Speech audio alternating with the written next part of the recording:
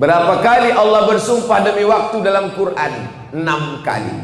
Yang pertama, ketika masuk waktu fajar, wal fajri walayalin ashr. Ketika masuk waktu subuh, was subhi idza tanaffas. Masuk waktu duha, wad duha wal laili idza. Masuk waktu siang, wan nahari idza tajalla. Masuk waktu petang, wal asri innal insana lafi khusr. Masuk waktu malam, wal laili idza yaghsha wal laili idza saja. Begitulah Allah bersumpah sampai 6 kali demi waktu. Alhamdulillah kita di Palembang dari tadi malam sampai subuh ini tak ada waktu yang sia-sia. Malam tadi di BKB, pulang dari BKB langsung tumbang tidur. Bangun tadi jam 4, mandi, sholat sunat, langsung berangkat. Kemana kita tadi Ustaz Ali? Ke Al-Kausar, pesantren Ustadz Iskandar. Dari Al-Kausar silaturahim ke rumah ibunda Habib Mahdi bin Syihab. Habis itu langsung ketemu dengan jamaah. Habis dari Masjid Jami Adha jumpa dengan Ustadz Solhas Solihin Hasibuan. Habis dari sana langsung nanti kita ke peletakan batu pertama pesantren Ustadz Bitoh. Dari sana langsung kita tausiah petang. Habis itu langsung nanti tausiah malam, insya Allah. Lalu Ustadz istirahatnya kapan? Istirahatnya nanti di surga bersama kamu, Besti.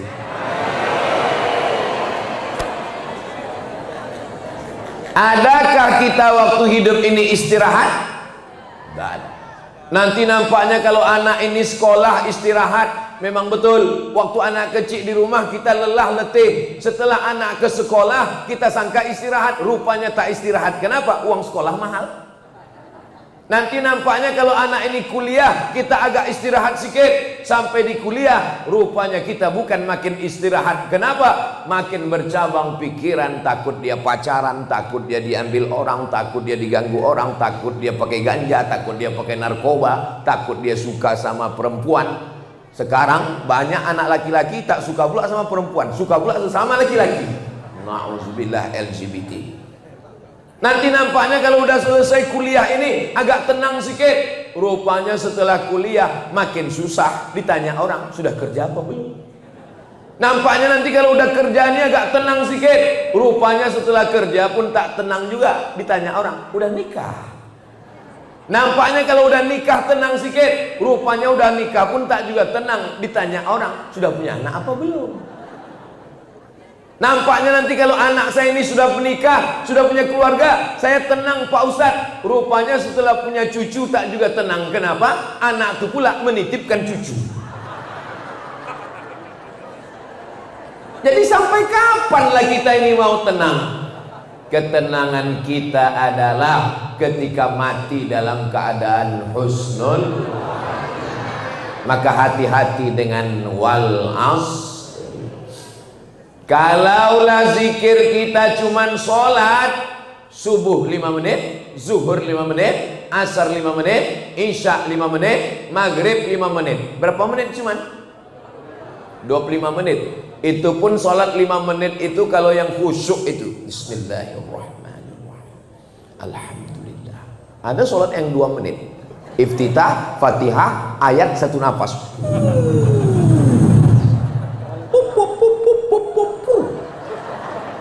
Namanya sholat iklan. Sengaja wuduk dulu, habis itu nonton sinetron. Apa sedang iklan? Sholat 2 rakaat. Ini tidak ada di Palembang. Tidak ada warga Pak Ratu Dewa yang model begini. Ini adanya di planet Mars, Merkurius, Neptunus, sama Pluto. Ada dulu pernah di Palembang, tapi udah pindah ke planet Matahari. Saudara yang dimuliakan Allah Subhanahu wa taala, hati-hati dengan waktu. Nanti kalau keluar dari masjid banyak waktu percuma, sia-sia tanpa makna. maka diingatkan di atas wal as, demi masa. Oh, kalau gitu saya buatlah baju kaos Pak Ustadz, tulisannya di belakang wal as. Jangan tulis baju kaos wal as. Nanti waktu nyuci masuk ke toilet WC, tak boleh ayat Quran masuk WC. Jangan tulis itu baju kaos wal as, nanti dipakai buang air besar, buang air kecil, tak boleh. Kalau mau buat saja. Sudah nikah, jangan diganggu. Tidak punya uang karena dipegang istri. Betul Pak? Mengaku semua. Saudara yang dimuliakan Allah Subhanahu wa taala.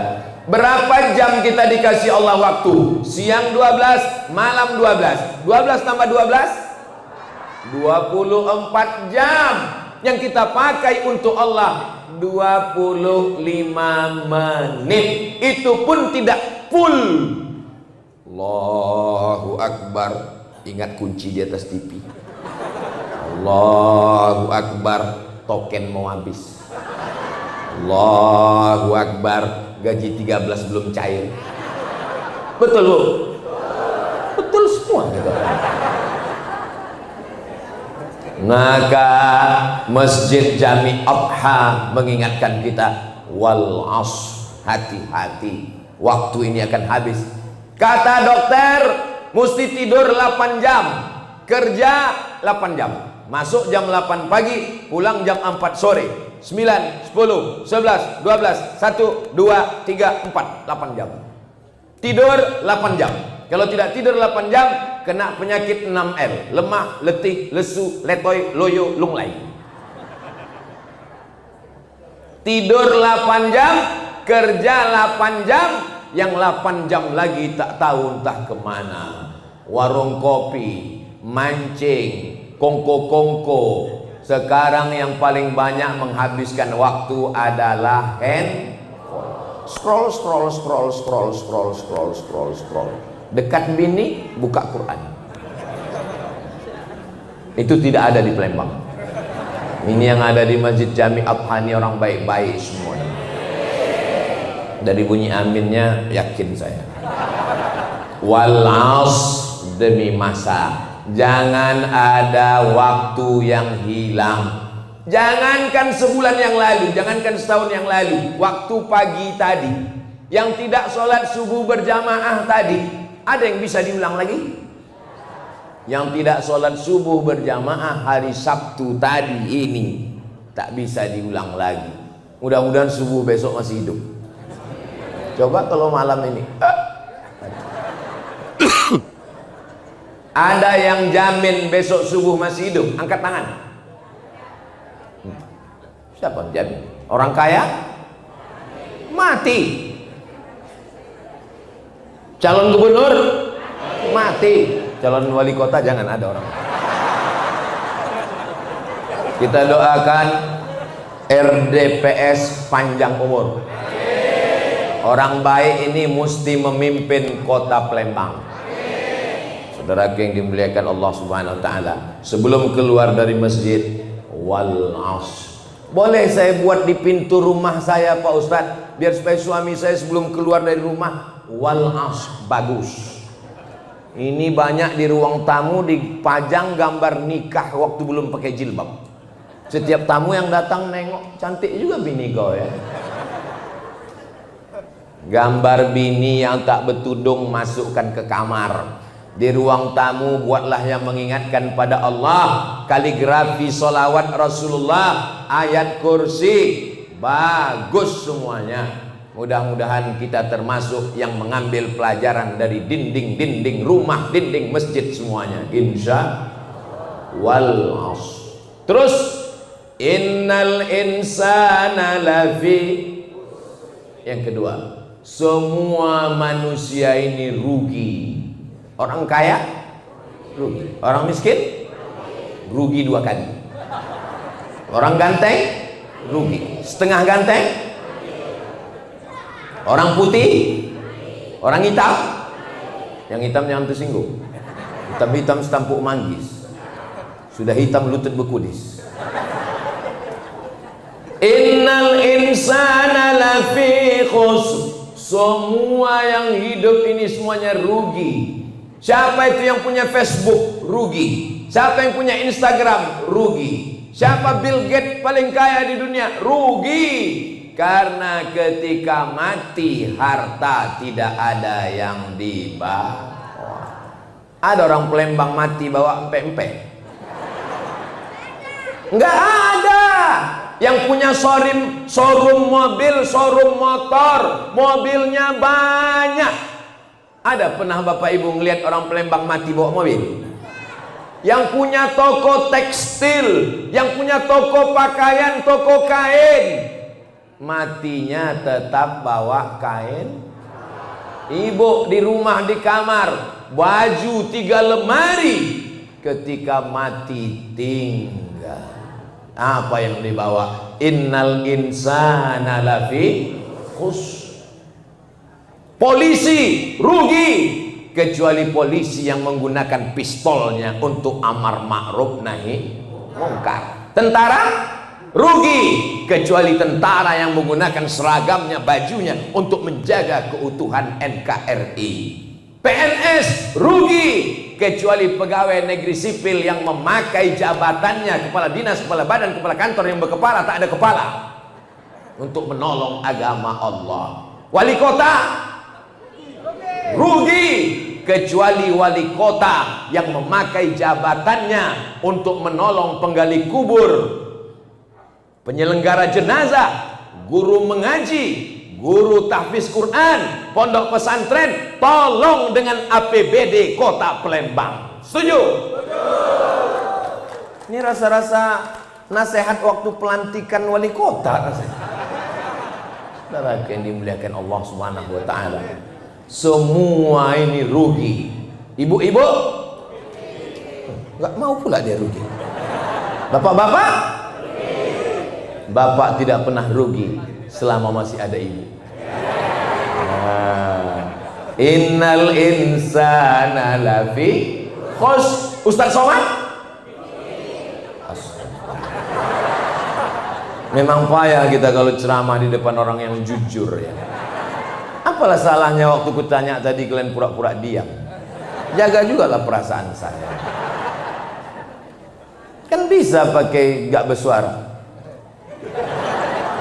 Tapi rupanya mau menasehati. Hai Abdul Somad, bukan cuma engkau yang bisa bersuara, bukan cuma engkau yang bisa menasehati kami, kami pun juga menasehatimu.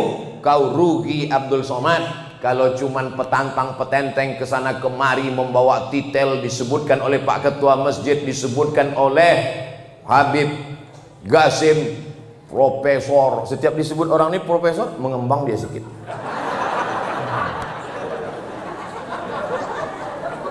Saudara yang dimuliakan Allah, doakan supaya yang ceramah ini hidupnya tidak rugi, tidak sia-sia.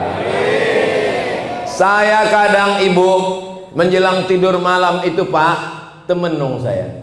Jangan-jangan amal ceramahku dari pagi, siang, petang, sore, malam ini sudah tak ada lagi nilai pahalanya. Karena riya, karena sombong, karena sum'ah, sudah habis diambil oleh follower, viewer, dan subscriber. Betapa kecewanya kita ketika nanti di padang mahsyar. Fa amma man saqulat mawazinuh, siapa yang berat timbangannya, fa huwa fi 'ishatir radiyah, dialah yang hidupnya indah mulia diridhai Allah. Maksud timbangan di sini timbangan amal. Jangan ayat ini dipakai untuk orang yang ditanya, "Kau berat badan, kau berat kali." Fa amma man saqulat mawazinuh fa huwa fi 'ishatir radiyah. Setiap amal itu akan kita tengok dengan biji mata kita. Wa qadimna, kami tunjukkan, ma'amilu, semua yang mereka amalkan dulu kami tunjukkan. Tapi ketika mereka tidak ikhlas karena Allah, amalnya itu macam debu yang dihembus angin, tak bernilai sama sekali. Doakan supaya Abdul Somad ini tidak termasuk dalam innal insana lafi rugi. Lalu yang beruntung itu siapa? 3. illalladzina amanu. Yang beruntung hanyalah orang yang beriman. Ibu beriman? Bapak beriman? Alhamdulillah. Mencari suami, syarat yang pertama iman. Mencari istri, syarat yang pertama iman. Mencari pemimpin, syarat yang pertama iman. Iman itu artinya percaya padahal belum pernah melihat. Bapak percaya bahwa hari kiamat itu terjadi? Percaya. Ibu percaya bahwa kita akan mati, masuk ke liang lahat, lalu ditiupkan sangkakala kita akan hidup lagi? Innama amruhu idza arada syai'an ayyaqula lahu kun. Itulah dia iman, percaya. Illalladzina amanu. Semua yang kaya-kaya, yang pejabat tinggi, kalau sekedar jabatan tinggi jangan sombong, karena yang paling tinggi jabatannya adalah Fir'aun. Lama hidup banyak dirasa, jauh berjalan banyak ditengok. Belum pernah saya ketemu dengan orang, Ustaz Somad, kenalkan nama saya Fir'aun. Belum pernah. Jangan bangga jadi orang kaya. Digali tanah di kota Palembang, tiba-tiba cangkolnya berbunyi. Tuk. Pas digali rupanya periuk dari emas. Langsung orang mengatakan ini harta. Padahal karun di Mesir. Kenapa pula periuk belangannya sampai ke Palembang? Saking kayanya karun. Tapi ada hari ini orang yang mengaku, kenalkan Ustaz Somad, saya keturunan karun. Enggak ada. Kenapa? Tidak ada iman. Iman tak dapat diwarisi dari seorang ayah. Iman tak bisa diwarisi walaupun dari ayah yang nabi. Ketika anaknya akan tenggelam, dia panggil, ya bunayya irkam ma'ana. Wahai anakku, naik ke atas sampan ayah. Apa kata anaknya? Sa'awi ila jabali ya'simuni minal ma'. Aku tak perlu naik ke atas sampan ayah, aku bisa ke atas bukit. Rupanya hujannya 40 hari 40 malam, tenggelam semua. Ternyata Kan'an anak Nabi Nuh tak dapat terselamatkan. Mudah-mudahan anak-anak kita semuanya mati dalam keadaan beriman. Wala tamutunna illa wa antum. Jangan mati melainkan dalam keadaan muslim. Mudah-mudahan kita semua mati, kalimat yang terakhir keluar dari mulut, la ilaha. Apa yang sering kita cakapkan, apa yang sering kita lafazkan, apa yang sering kita sebutkan, itulah sebutan terakhir waktu sakratul maut. Afdhalu dzikri fa'lam annahu la ilaha illallah, la ilaha illallah, la ilaha illallah. Maka waktu mau mati pun yang keluar la ilaha illallah. Kalau menyebut nama saya itu bibir mesti bergerak, somat. Kalau menyebut nama Pak Prima Salam, bibir mesti bergerak, Prima Salam. Kalau menyebut nama Habib Gasim, Habib Gasim. Tapi menyebut la ilaha illallah, bibir tak perlu bergerak, la ilaha illallah. Kenapa? Karena saat sakratul maut kita tak bisa menggerakkan bibir, hanya lidah yang berkata. Maka yang membisikkan itu satu orang, tengok lidahnya baik-baik. Asal udah nampak lidahnya bergerak, jangan ganggu lagi, biarkan dia. Tapi kalau dia mulai meracau, mengigau, berapa harga emas? La ilaha illallah. Mana surat tanah? Saudara yang dimuliakan Allah Subhanahu wa ta'ala, siapa yang paling indah membisikkan la ilaha illallah ke telinga Bapak? Yang paling indah adalah mereka yang kau sayang dan kau cintai. Kalau kau selama ini baik ke mereka, kalau selama ini kau tulus ke mereka, mereka dengan senang hati, dengan tulus, dengan uraian air mata melepasmu sambil membisikkan ke telingamu sebelah kanan, la ilaha illallah. Coba kalau kau dulu sombong, angkuh, karena duit kau banyak, karena titel kau panjang, karena kerja kau hebat, karena perusahaanmu untung terus, kau sombong. Tapi saat mau sakratul maut di ruang ICU, apa kata istrimu? Hari pembalasan. Gak mati-mati. Saudara yang betul bu? Saudara yang dimuliakan Allah Subhanahu wa taala, apa yang sering kita ingat, apa yang sering kita pikirkan, apa yang sering kita renungkan, itulah yang nanti akan datang waktu kita sakaratul maut. Sekarang gagah perkasa, badan berotot, kumis melintang, sampai masanya kau akan terbaring terbujur kaku di ruang ICU. ICU, you don't see me. Aku bisa melihatmu, kau tak bisa melihat aku. Tempat kesunyian di tengah keramaian. Kota Palembang hiruk pikuk, penduduknya 1,7 juta, tapi kita berada di tengah kesunyian. Hanya malaikat maut yang akan dinanti. Ketika itu hanya zikirlah yang bisa menolong. Maka istiqomah dalam afdhalul zikri fa'lam annahu la ilaha illallah. Ada orang Islam sebelum mati manggil sayang. Bisa rupanya istri menolong, bisa rupanya suami menolong. Buah hati belayan jiwa, siang dan malam terbayang-bayang, makan tak kenyang, tidur tak lelap. Yang menolong kita hanya Allah. Waktu orang naik pesawat, tiba-tiba pesawat masuk ke awan turbulensi, turun ratusan meter ke bawah. Apa yang teringat? Rekaman black box. Kapal yang terbang hancur berkeping, orangnya hilang dimakan hiu, tapi kotak black box terselamatkan. Ketika didengar apa teriakan mereka terakhir? Allahu Akbar, kata pilot. Allahu Akbar.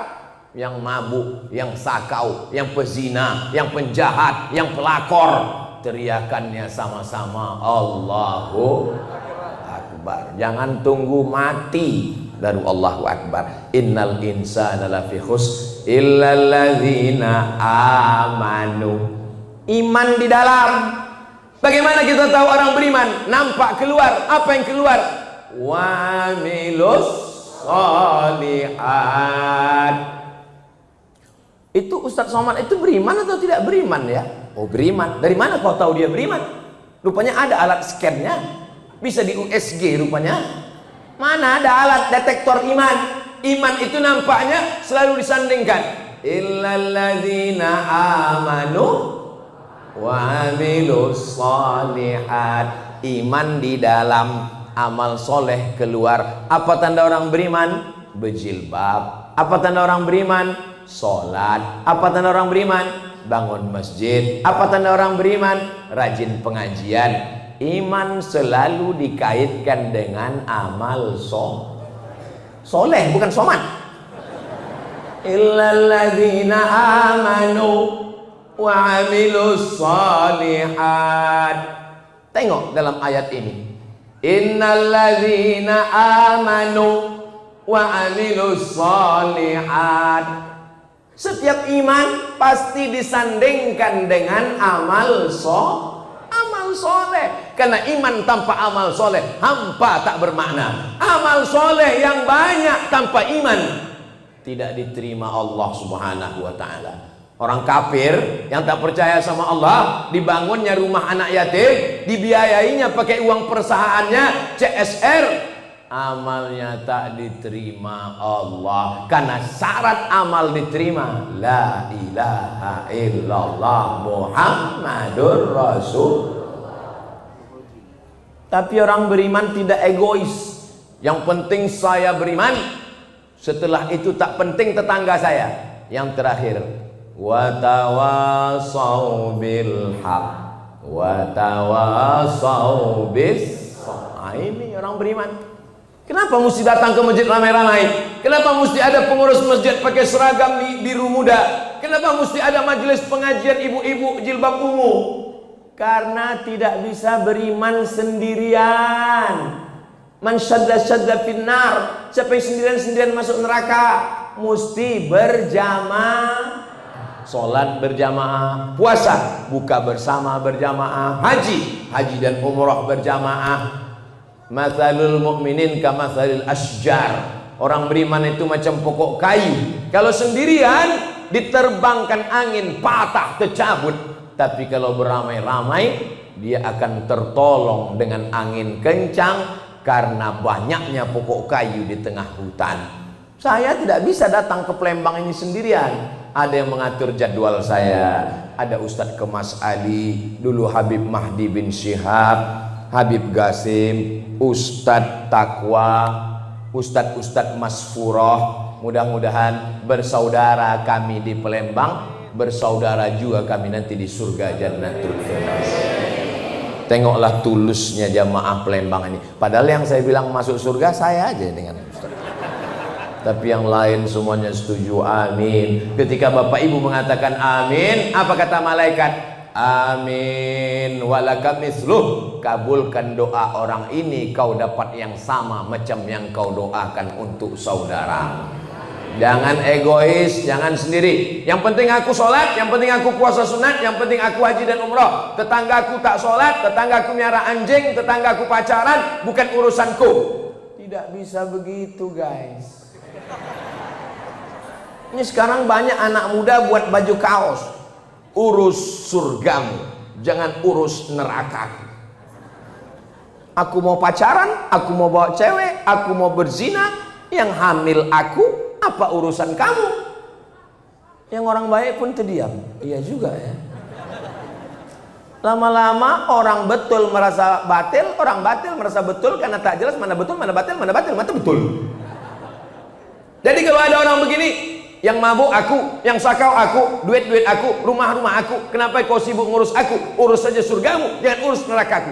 Memang betul, tapi kalau tsunami datang, yang kena bukan cuma rumah aku, bodoh. Rupanya kalau azab Allah itu datang, yang menimpa, yang ditimpa cuma orang yang jahat saja. Nauzubillah, nauzubillah, nauzubillah. Allah selamatkan Palembang ini.